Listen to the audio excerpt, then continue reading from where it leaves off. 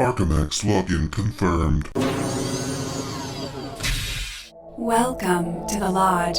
You've accessed the Lodgecast experience. Warning, warning. Dangerous spoilers ahead. Enjoy.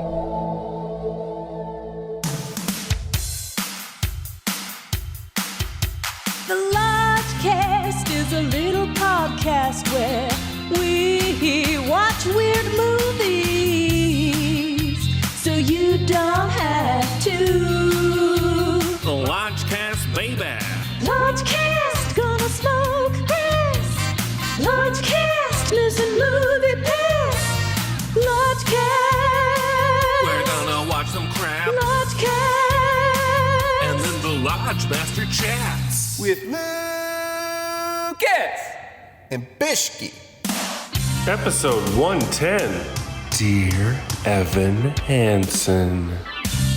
Hello, and welcome to another musical edition of the Lodgecast. I'm your Lodge Master. With me, as always, is Brother Bishki. Oh dear. Brother Lucas is absent. We'll get to that, but we have a stacked back seat in the Edge. Coming back hot after the summer, we got Brother Ben. Hello. Brother Josh. Jellicle songs for Jellicle cats. He's our musical resident. And returning to the Edge after a long hiatus. Too true. We got the Lodge Mistress Millie. La la la la la. This is the crew tonight. We gave Lucas the night off again. He is allergic to musicals. And, I said, you're welcome to come, but it's not going to be a deal breaker if you don't show up. And he said, thanks for thinking of me. I'm going to keep recharging my batteries. Yeah. So that's fine. He doesn't need to see what we're about to see. No. He doesn't need this. We are about to see a movie called Dear Evan Hansen. And it is 2 hours and 17 minutes long. Whoa. The Lodge Mistress did not know that. I withheld that information from her to get her here to Burbank tonight. And I know basically nothing about this movie. All that I know about this movie is that people are dunking on it. They're ragging on it. They're making jokes about it. It looks like a very sincere movie. And Millie and I saw it advertised on the CBS television show Big Brother, where they were pimping it, showing the house guests the movie, and they had to pretend that they fucking loved it. Captive audience. They may have liked it, though. They may have liked it. Who knows? But they have to like everything that they watch on that show. So, Ben and Josh, I know you guys have been following this movie on Twitter, or you've been following the jokes. Does that translate to you knowing anything about this, or are you going in pretty cold? I think I know in broad strokes the plot of it, but mainly I just know that 28-year-old Ben Platt. 28? 28-year-old Ben Platt. 28-year-old Ben Platt. He's 1993. 28. 17 years old. Anyway, yeah, he's at least a decade out of high school playing a high schooler. Oh, that's great. And on top of which, they put him in this hair and makeup that ages him even more. Oh, I love it. So he's looking like 38 playing 17.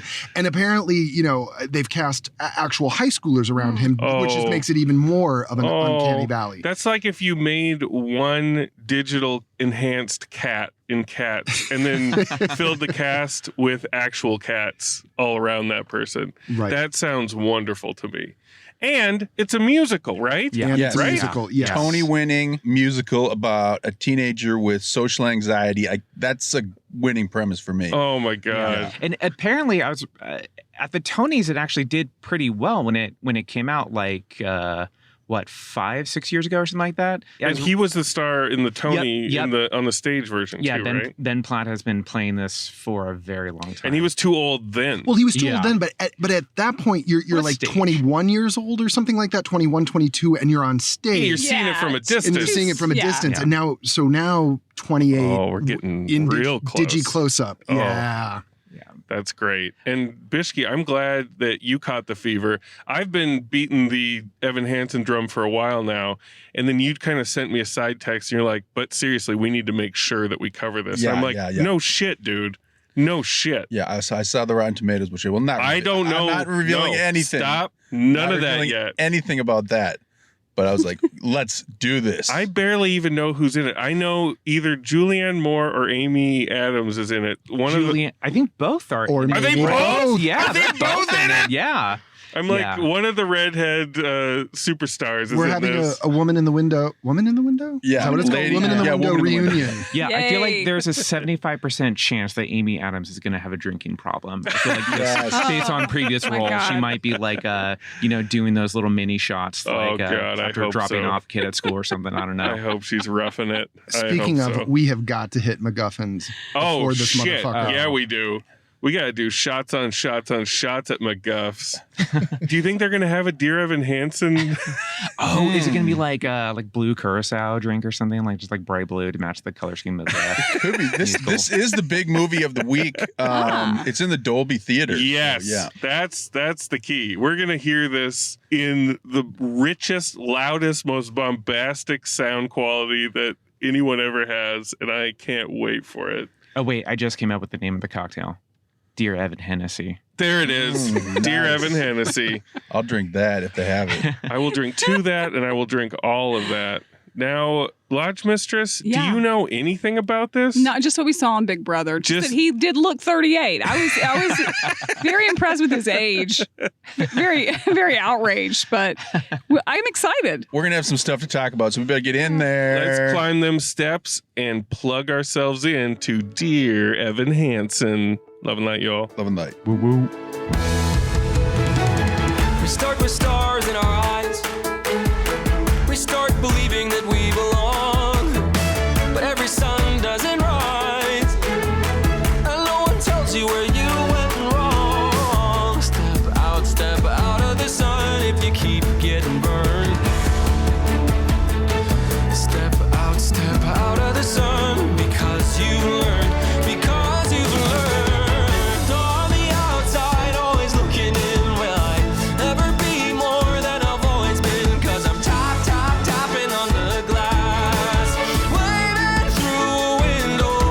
I try to speak, but nobody can hear. So I wait around for an answer to appear while I'm watching people pass.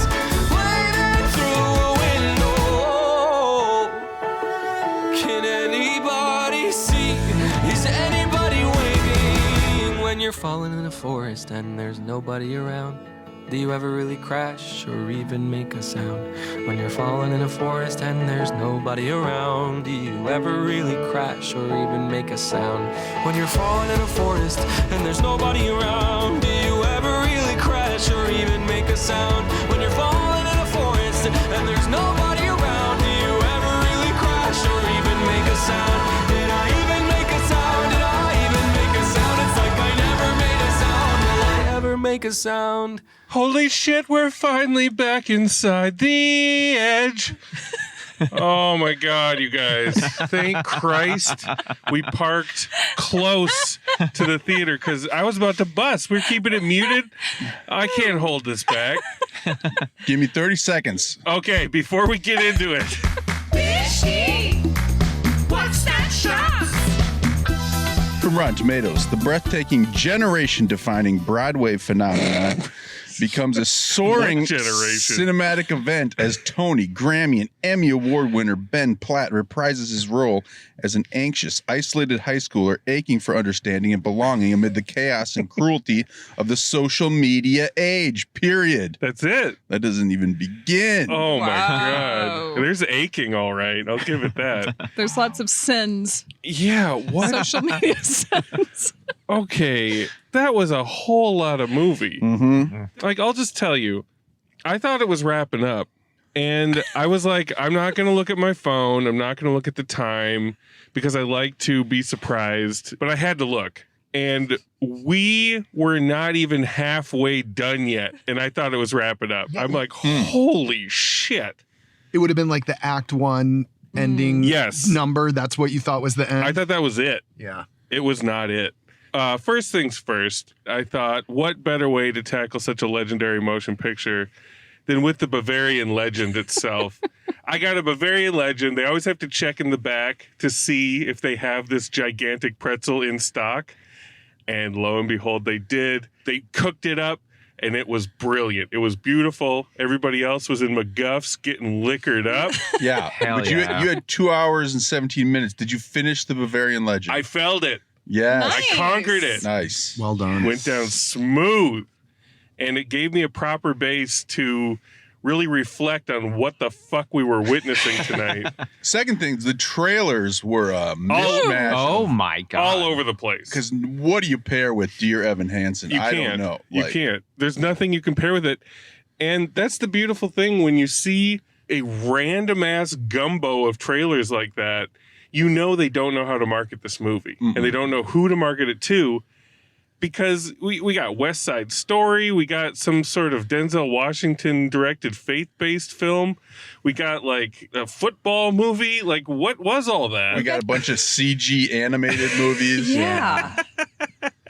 I feel like they're all like either inspirational, yes, quote unquote, yeah, or musical based. Yeah, you know, that like might be the connective thread. to get the theater kids and like the. I don't know who the fuck else came to see this movie. Speaking of theater kids, that crowd was on the edge of explosion at all times, and I could smell the theater kid presence in there. Like there were groups of teens coming in, and they were split. I think some people were laughing their ass off through the whole thing, and some people were taking it in very seriously. And the lodge mistress was riding this roller coaster the whole time, and I can't wait to find out what I was on a roller coaster, man. I was like, yeah. Oh my God. I was trying not to be a dick about it because there was a group of theater kids in front of us. Yes. But it's like laughing in church or something. Like or laughing at a funeral. Or laughing at a funeral. At one of the climactic moments, I hear someone in the back of the auditorium just say like, "Oh Jesus," or something like that. And I just went, like I was trying not to be a dick, but I just lost. Like I couldn't help it. Millie wasn't holding back. She was laughing her ass off during the most serious parts. And I just kept looking at her, and I'm kind of like, play on, playa. You know, like... I was bawling as well. And you were also bawling. Okay, so... Your eyes were just running. The faucets were on. My mask is so wet. I was bawling. All right, let's talk about this movie. The schnapps didn't do shit for us. No, it didn't help. But thankfully, the plot is so simple. For a 2 hour and 17-minute movie... Your story is thin. Your story is like a side order of edamame, you know? The plot is Evan Hansen's this goofy kid who doesn't have any friends, who's super awkward and super old. So old. Benjamin Button. Every time you see him in a high school setting, you're like, oh, he's the chaperone or he's counselor like the silly counselor, the English teacher. But no, he's in the mix. I saw someone tweet that he looks exactly like Simon and Garfunkel, like morphed together. Melded. And once I saw, that's all I could think about every fucking time. Inelegantly smooshed together. Yes. Yeah, that is exactly accurate. And basically, he's in school. Nobody's paying attention to him. There's this other like dark-sided kid named Connor who also is being ignored and nobody's talking to him. They kind of intersect, and Connor seems to hate Evan Hansen too, writes his name real big on his cast, and very shortly thereafter, there's a bit of intrigue where Evan Hansen writes letters to himself, Dear Evan Hansen, as assigned by his therapist to kind of give himself some daily affirmations. He writes a letter to himself. Connor takes the letter and gets pissed about it because it mentions his sister, who Evan has a crush on, takes it away, and then kills himself. And Connor's parents find the letter on his person and assume that Connor was friends with Evan. And so now they want to know everything about Connor through Evan.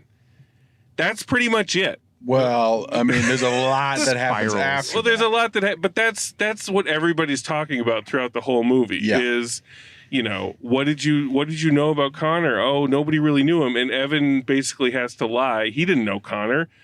According to everybody, Connor was an asshole and a fucking monster. Yeah. But that's where we're at. And Connor's parents are played by Amy Adams and Detective Amaro from Law & Order SVU. And Evan Hansen's mom is played by Julianne Moore. So we got Julianne Moore and Amy Adams in one picture. Solid. And they all sing. And then you inject a musical into this scenario. What did you guys think? It's right off the bat, Evan Hansen singing to himself, psyching him up for the day ahead. Like, what did you think about that? I kind of loved it in terms of the beginning, because to have such a fucked up protagonist as your lead in a musical, yes, there's never been anything like this. Never. And him walking through school and everyone's kind of milling about but not paying attention to him. Yeah. And he's, in musicals, you're doing the big first number, you're the center of attention, all that. And he's just completely ignored. And so right off the bat, I'm kind of with this kid. The editing is like crazy. Yeah. It's like standard musical. Yeah, crazy, but standard musical. But he's just this, fucked up protagonist. And so I was like, so where's this going to go? But then, well, we'll get to when Evan tells his big lie. Yeah. But I don't know what else other people thought. What did you guys in the back think about the first musical number? I mean, I might be the unpopular. I may be the odd one out with this, but I was actually really impressed with Ben Platt's singing and acting. Me too. Yeah. I thought he actually kind of knocked it out of the park. I thought the acting across the board was great. Yeah. I was like I think he balanced like the singing really well with acting, because I think sometimes you can go too far in, one direction and miss the mark, but I mean, granted, he's been playing this role for 20 years, so he's probably just like can do this in his sleep. But no, I think right off the bat when I was hearing that first song, I was like, oh, like he has a really good singing voice, and he's acting really well with it too. So I was, that first 5 minutes, I was like, oh, like maybe I'm going to be into this. Yeah. Well, and another part of it too is that, and this is also a part of the problem, in my opinion, is that all the songs kind of start to blend together. A lot of times the songs should not be happening anywhere near the zip code of a scene that's going on, but yet they start singing, but they ease into it. So, it's always starts with some talking. It's like if I was like, oh, here we go again. Another Lodgecast, another night, plugging in the mics. Here comes Brother Bishke. I wonder how many bones he's going to give. It's singing about weird stuff. It ramps up that, but they're singing about like suicide and shit. Yeah. So, that's cool. My problem with old Platt is that he has this stare where it's both like 1,000-yard like dead stare, but also wide-eyed and intense. Mm-hmm. So he's like not looking at anything in particular, but he's looking at everything with intent to kill. He looks like a serial killer to me. Yeah, no, there's definitely some psycho moments where you have to laugh. And his eyes go from like eyelids half-mast in like kind of a fugue state to just pow, like huge eye. It literally blew me back in my seat, where he'll just be like kind of like, yeah, I'm so sorry. I'm so sorry. And it's like, shit, dude. What the fuck? He looks insane. And they've slathered this like makeup on him. And they're showing him in close up. Yeah. And you can just tell that his pores are clogged. Yeah. And it just and that's the thing is I'm sort of with you. he has a beautiful voice. He did what he could, but it is a chore to look at him. It's tough. It's tough. I feel bad for him. Like this isn't his fault. I bet they threw a ton of money at him to reprise it because it'd be good, press. Well, he's going for an EGOT. He's got an Emmy, a Grammy, a Tony. Absolutely. Like this has been preordained. His dad is the producer. His dad produced the musical. Watching. They already have.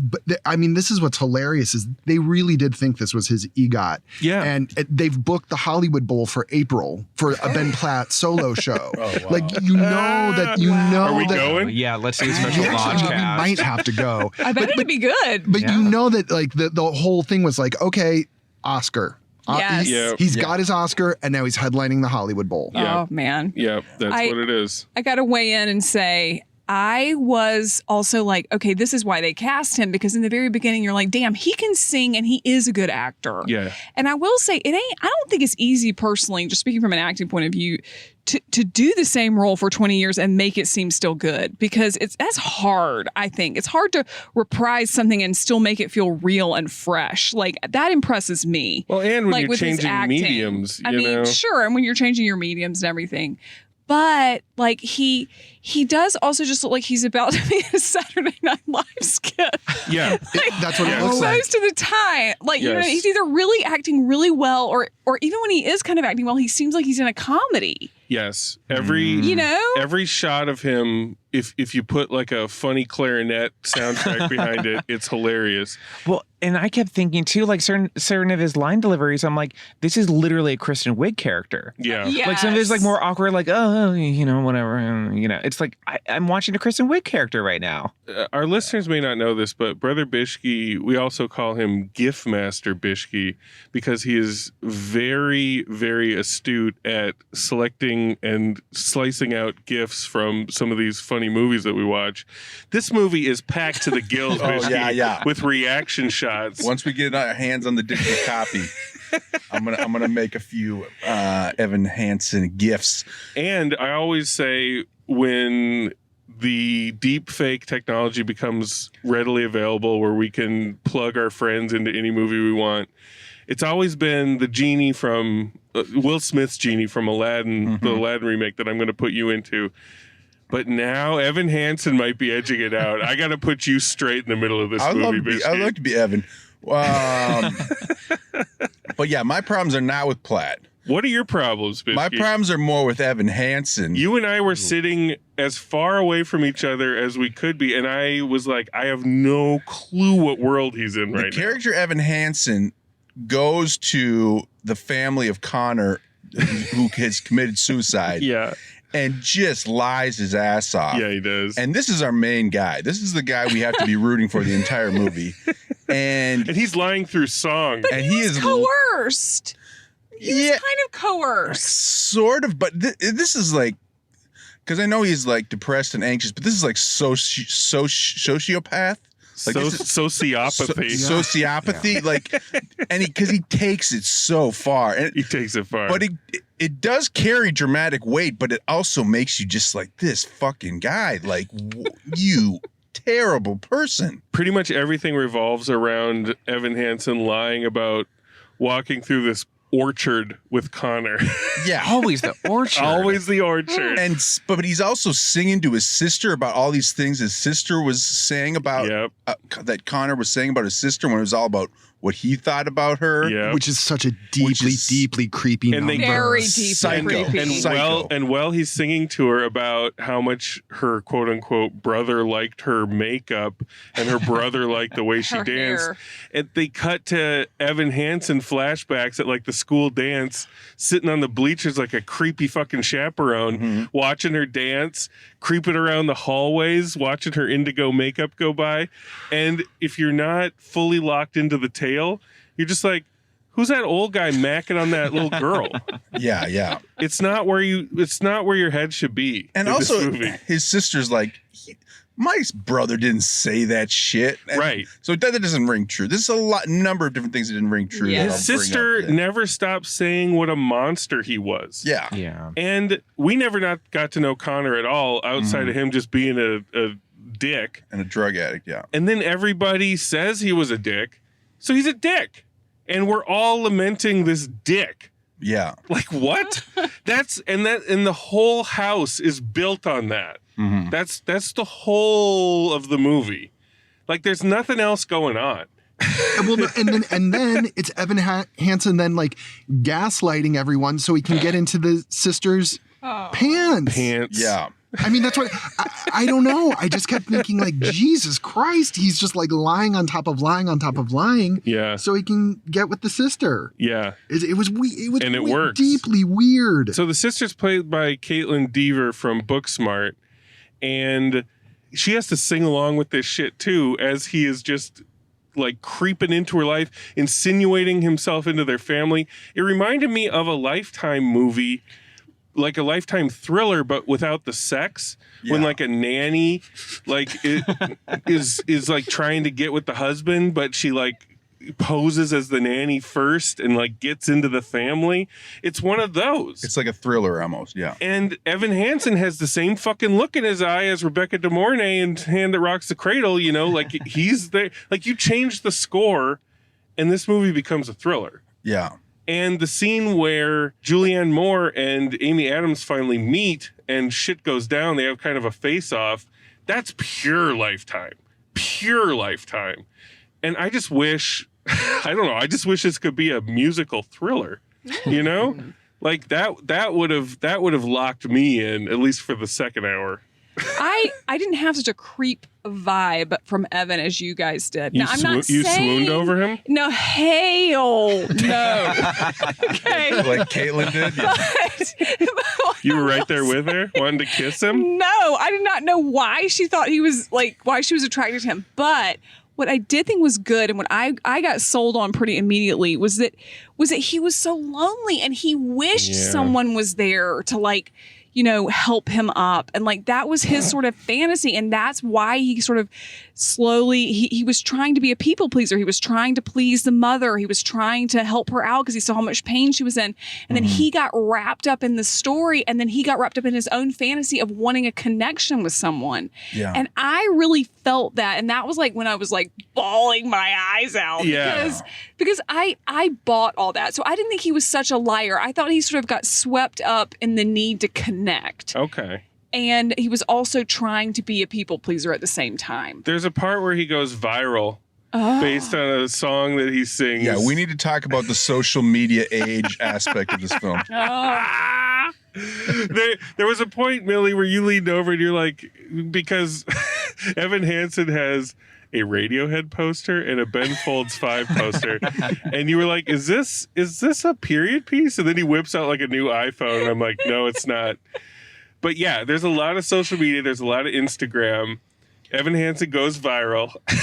He goes super viral. And that's, Millie, your tears were flowing during that viral montage when it was cut into like hundreds of different people around the world saying, thank you, Evan Hansen. I was getting worked up, but then I started thinking about it and I was just like, mental health in the social media age with teens, like, is it doing any good? No. Like social media. And this movie, it's like saving the world in this at a certain point in this movie. It turns later a little bit. But, but at a certain point it's like they're gonna rebuild the orchard. We're gonna rebuild save the world. We're gonna rebuild the orchard for Connor and we're gonna save the world. And everyone's reaching out to Evan and being like, and it's like that's not, you know, the social media world that I know. And everyone in school is like, hey Evan, hey, all the jocks are like, hey. Yeah. Oh, so hey. And you know Connor would have been like, fuck you, sissy. I hate this shit. Yeah, fuck all this. Yeah, and like that piece is kind of what made me turn on the movie, honestly. Oh wow, okay. I was kind of struggling to stay with it up until that point. I really enjoyed that number that they did where they're writing the letters, you know, him and his best friend. Yep. I thought there's a lot of really good humor in that moment. Yep. I thought it was kind of funny how they're switching things off. I thought the choreography was fun. That was the best. That was like when the movie actually was working on its own terms. Yeah, and Connor was really funny. It was funny. I thought that like the that should switching have of the been lines, throughout. Yeah. Connor should have been an imagined character throughout. If that song and dance number was any indication of how that could have gone. Like that would have been great. But alas, Yeah, it's it was buried.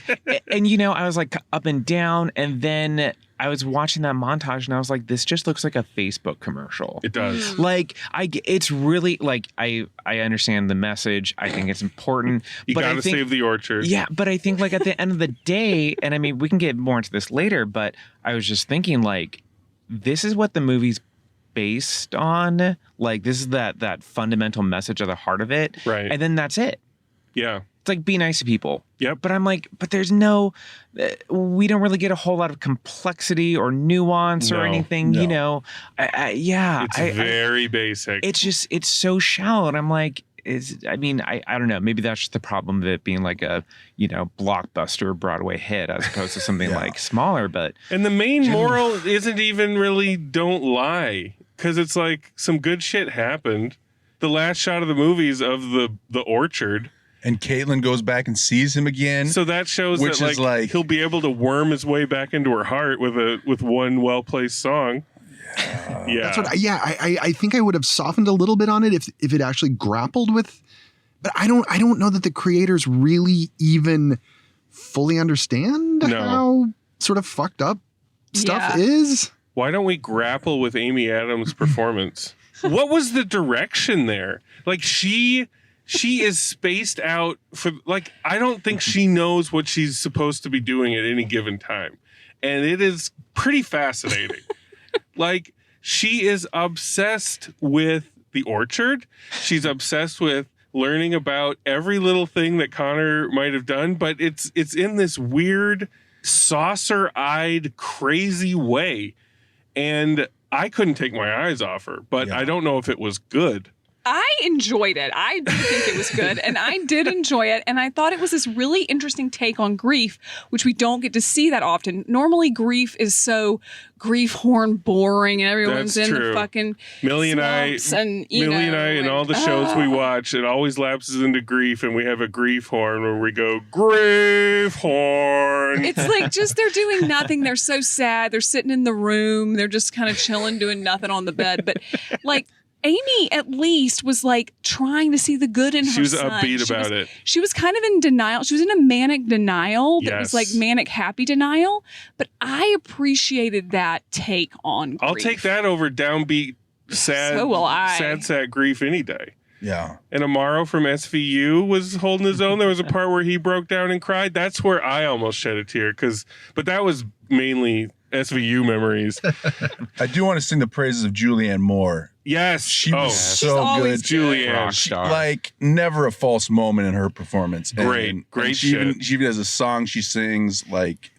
That one almost got me too. Yeah. Can I just say that I am a Julianne Moore stan, but there was something a little bit like music teacher about it. Like when the music teacher is trying to teach you how to sing the line, it's sort of that. It was very that. Yeah. Yeah. I had the exact music teacher you're talking about, and she evidently, this is a tangent, but she evidently had dinner at a restaurant one night, and Boys to Men was there. Ooh. And she got their signature and brought it to class, and then she made us all sing Motown Philly, but she was like ill-equipped, but she gave it her best, and she's just like, Motown Phillies back again. Yeah, and she made us all sing like that. And we all knew it was wrong. We all knew we were going the wrong way down the freeway, but she was the boss, so that's how we sang it. And I've never felt clean, truly clean after that day. And that was Julianne Moore. And that's Julianne Moore in Dear this. Evan Hansen. Another quick tangent. I had a few laugh out loud moments when I thought of Brother Lucas. Oh, yes, please. I don't know. I can't remember all the moments. I'm sorry, because I would just, every once in a while, Lucas would pop into my mind, and I would think about the amount of pain he would be in this movie, and he wouldn't have made it. He wouldn't have. There are literally 400 separate times where he would have walked with extreme prejudice. Yeah. Like, this movie would have broken that poor boy. Yeah, In the Heights, I think he might have even... In the Heights was easy peasy compared to this. He would have been done before the beginning credits were done. Thank God, Lucas. We spared you on this one. Looping back to Julianne Moore real quick because, it's my favorite subject. Of course. She, I think, was the only character that I truly really liked in this movie. Yeah. And the whole time I was thinking, why aren't we getting more of her? She's so neglected and kind of abused by can't even remember his name. Evan Hansen. By Evan Hansen. And that scene at the house, he's just kind of an asshole to her. I did like how the editing really exemplified what it's like when your mom's trying to talk to you, but you're getting a text. She was talking to him and he got a text and there was just like a flash close up of the text. You couldn't even read it, but it was enough to distract you. I really liked that little touch of just like getting text while your mom's trying to have a heart to heart. Like that was really effective to me. Yeah. And then when we finally got her song, I was like, this song is actually really good and really touching. Good. And I love that line about, she says it might be a little schmaltzy, but her line about I knew I was going to disappoint you and I know I am disappointing you. I'm welling up right now. I'm welling up right now, Josh. And her line about the moving truck that she kept using. It's so good. It was good. It's really, really sweet. I think probably my favorite song from and it's kind of a bummer that it's a little on the short side, not super complex, and we're not getting a whole lot of lines from it, but I just thought it was really, really effective. And I thought Julianne Moore kind of hit it out of the park just on all counts for that. Yeah. And after her song, which was so moving, she's wrapping it up. And there's that moment that took the entire theater's breath away where Evan fucking Hansen, who's just chilling in the cut, watching her sing, creeping around. Crying. He lunges toward her as if to kind of shut her up with a kiss. And we all thought he was going to kiss her on the mouth and it was going to be like, holy shit. The whole theater gasped. And he, at the last second, dodged and went for the cheek. And I was just like, oh man, what would that have done late in the movie? Oh my God. A fucking full-on mouth kiss with his mommy. It seemed more age appropriate somehow. Yes. It absolutely did, because she's the music teacher and he's like the history professor, and they're just gonna go for it. Oh my God. And you said we all thought that they were gonna kiss. I thought Julianne Moore thought that they were gonna kiss too. Because I felt like she was like, okay, the kiss on the cheek. Yeah, right. That makes more sense because we're supposed to be mother and son, not colleagues. Got it. Okay. I think she wanted some colleague loving. Yeah, that was an amazing moment in cinematic history, as far as I'm concerned. I mean, do we call that the salad dragon? That is the salad dragon. Any other tids and bits we're missing? Just all those weird flashes when they were doing the songs. I didn't know if that was like the flashbacks and all that. Sometimes that just made it really even funnier to me. Yeah. Oh, absolutely. There was a flash in one of those songs where they're flashing to a school dance or something. Yeah. And he is in his formal electric blue suit, and he literally looks identical to Adam Sandler in Punch Drunk Love, 32-year-old. Yes. And I chortled. I couldn't hold it back. I just laughed. And there's a scene where they're on it's very quick. I wanted this to go on forever and I want to capture it in GIF form, but they're on a Ferris wheel or a roller coaster. Yes! And he is just flipping out with how happy he is. And it's just it's just way too much, but somehow not even enough. It's special. It's a whole vibe. Wait, are we going to get more into the rest of the movie, plot-wise? Josh, we can talk about whatever the hell you want to well, talk no, about. because we get that kind of twist at the end where we find out that he didn't fall out of the tree. He actually jumped out of the tree on purpose. And I felt this is really dark. And I don't know, to me, it felt like a way for them to try to get you to forgive Evan Hansen. They're trying to get you on his side a little bit. Yeah. And I'm I was with Millie. I felt like he was coerced. I totally get that person. I feel like we've all been kind of that people pleaser at times. And so I could see not literally lying to grieving parents, but I could see how one could get into that situation. Sure. And so I feel like they're he's been kind of an asshole, but he tried to kill himself. So we should let him off the hook. True. Which I feel like is kind of that whole movie about a lot of stuff where it's mental, mental health is serious, and a lot more people go through it, which I thought was really great messaging. But I mean, again, that was kind of the problem with that whole movie, is that it's like, that's it. Yeah, it's like it almost shuts down the conversation. Yeah, which I felt like was them also shutting down that conversation about like, yeah, but he did some fucked up shit. They wrap it up in a little bow. Yeah, they want you to just go with it. Like, he was an asshole to his mom. He was an asshole to like her, and it's just like. And on the social media side, he posts that he says to everyone, "I lied to everyone," whatever. Yeah. But he doesn't get nearly enough public shaming for that. No. He needed to get just hammered at school. No, at school they were just kind of like, they're just kind of looking at him. It's like, no, you just got to beat that guy up. And then they also try to get you on his side because he happens to look at Connor's senior photo and sees a list of books that he liked, including some Grisham. No, Perks of Being a Wallflower, the director's book, is on there. That's pretty vain. But wasn't that his 8th grade album? Yeah, 8th That's grade. what I also didn't understand. Yeah. He just went back to 8th grade? I don't know. Yeah. And he's trying to like find out more about Connor, and then he sends out this video. I was touched by the video. Yeah, but it's just like, give it up, dude. You already caused so much problems. Just let Connor go, just man. Slink away, dude. Yeah, you already got him his orchard. So. And I didn't know. Like, I wasn't sure if with that video they were trying to put a value on Connor because remember, Connor's a terrible person. Yeah. Like, let's make no mistake about that. Connor is the fucking worst. When Amy Adams shows Evan Hansen Connor's bedroom, he literally has 5 different punch holes in the drywall. We know that. Varying sizes. But that, and like, hilarious. That's the thing too, is it's like, I don't know, like maybe I'm going too serious right now, but like suicide is terrible no matter who the person is. Like, it's an awful thing.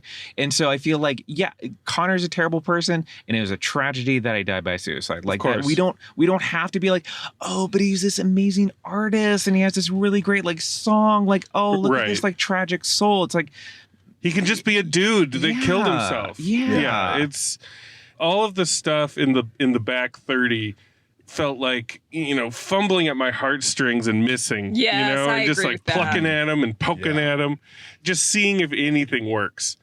Anything else, guys? Let's go with them orchard bones.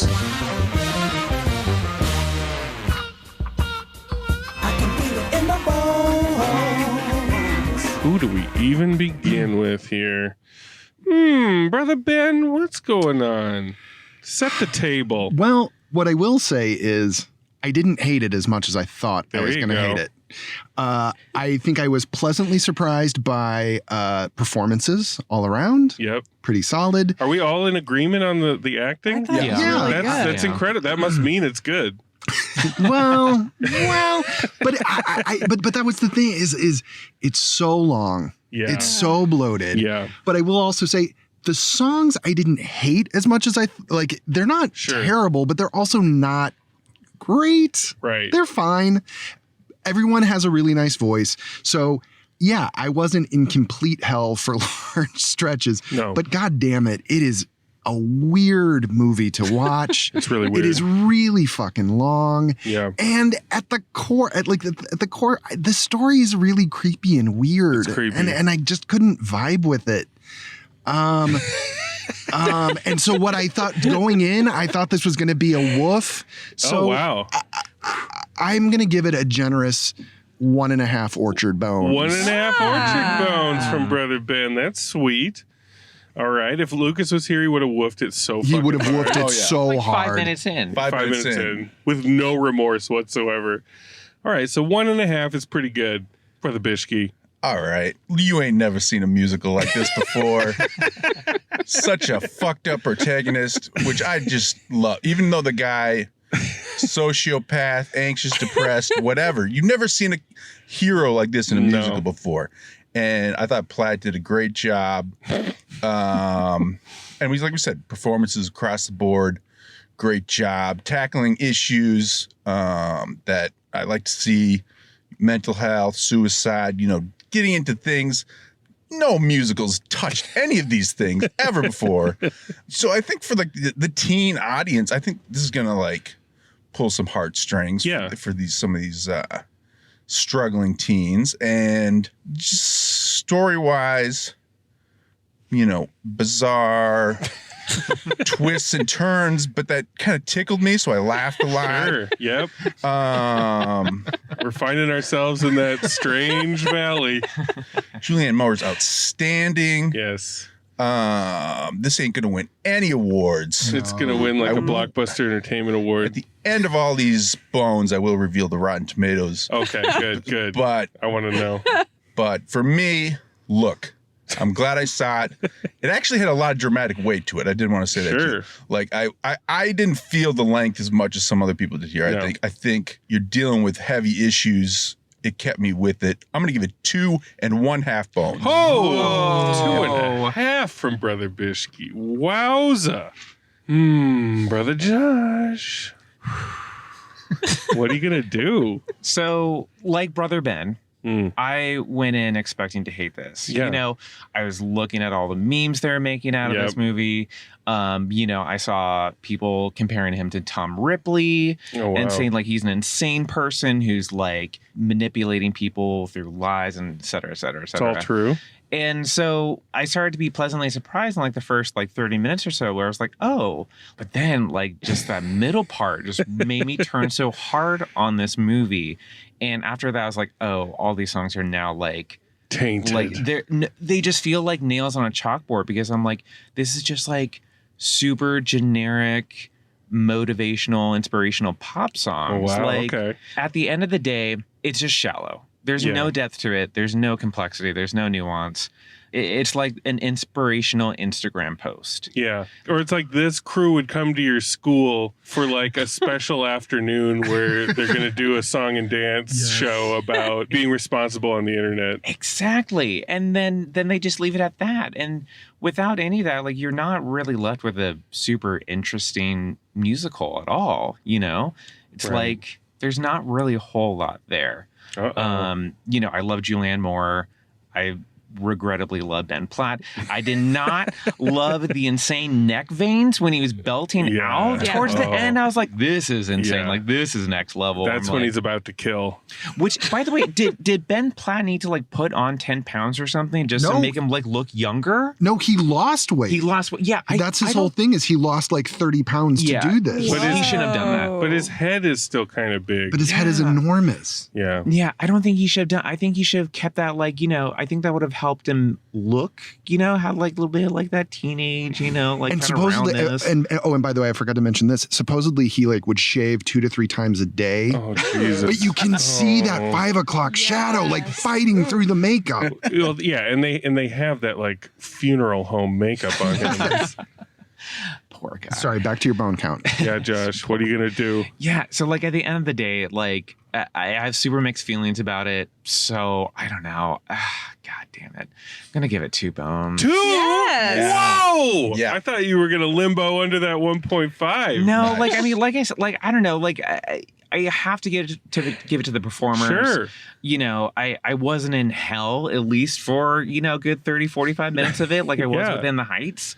But yeah, and actually I didn't feel the runtime either. I didn't feel the length of it either, but mostly because I was just like, what the fuck? But 2 bones will get to me after The Lodge Mistress. What a wacky film. I mean, you went on a ride. I definitely went on a ride. I cried my fucking eyes out. Like sort of Don't hold back. In the first half. Now, the second half, when he was crying and all that, like I was not crying. That part was not sad to me, but the beginning part was very moving when the girl was singing her song on the swing set. I mean, I was bawling. Yeah. Like, and I was laughing so hard because it was some of these moments were so awkward and did not work. There were a lot of times where even the snarky folks in the theater weren't laughing, and Milster was laughing her ass off. A lone voice in the theater. I couldn't have been more proud. I never feel bad laughing because I feel like at least you're having an emotional reaction. You know what I mean? Yes. But it was like there was something so weird about this film because it's like when you're getting into that sort of line between grief and musical, there is room for some chuckles if you miss. A griefsicle. And they missed a lot. Oh, yeah. But But the acting was so good. That's what made it so weird. You're like, why doesn't this work? Is it the story? There were so many plot holes. Like, I mean, why did that letter make them turn on the family? It's like there was just so many plot holes. It did not make a lot of sense. But I definitely was very emotionally engaged. And for that, and for the acting, and for the non-grief horn, What's pretty she gonna much. do? I'm going to give it 2.5 bones. 2.5. All right. Thank you, Large Mistress. All right. Wow, we got a bit of a bone spread going. I was on the edge of my seat through most of it, so the extreme length of it didn't bother me at all. It gave me exactly what I ordered going in, which was I wanted a full body cringe experience.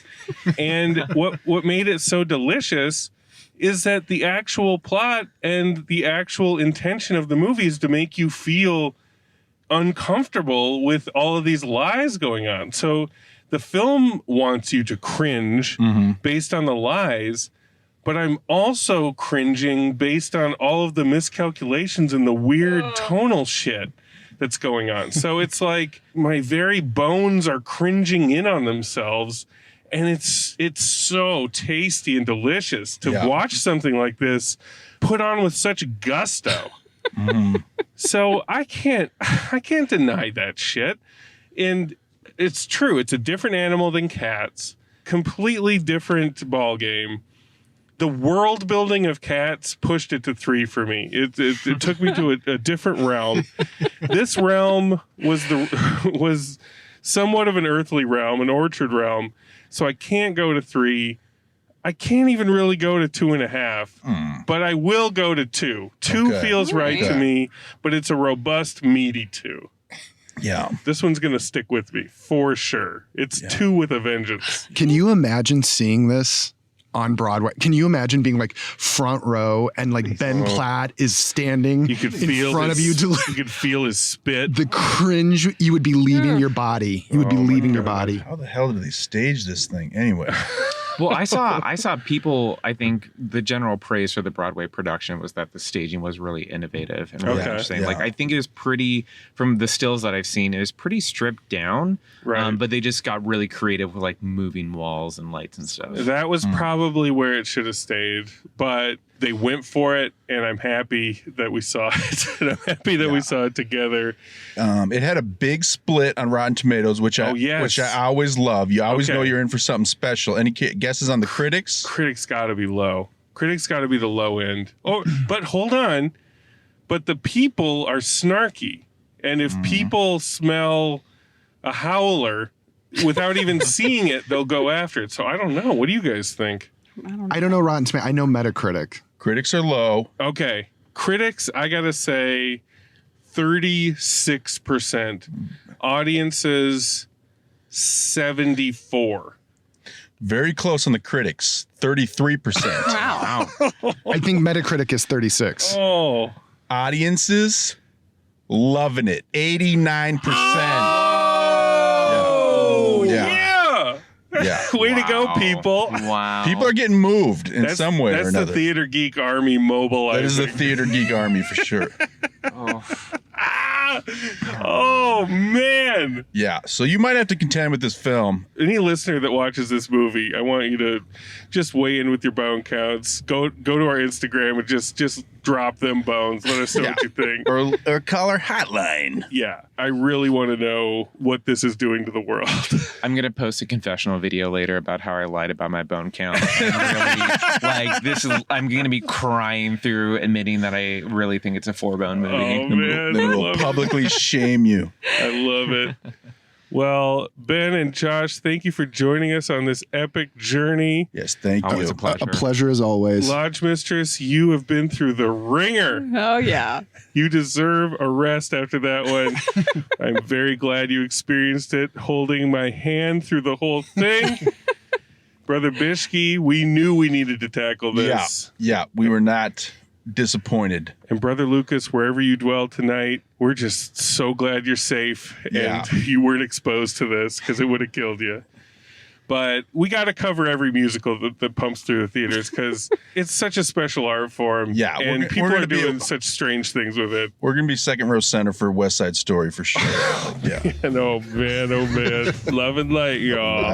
Love and light. Your call has been forwarded to an automatic voice message system. Hi, Brother Bishke. This is Matt's kindergarten classmate, Lucy. And I had to call because I watched Bliss last night and then just listened to the episode like right now.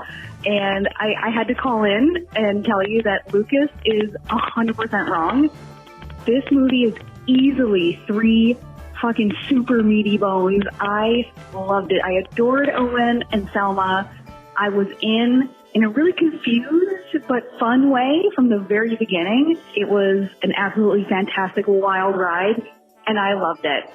3 super, super meaty bones. Thanks. Bye.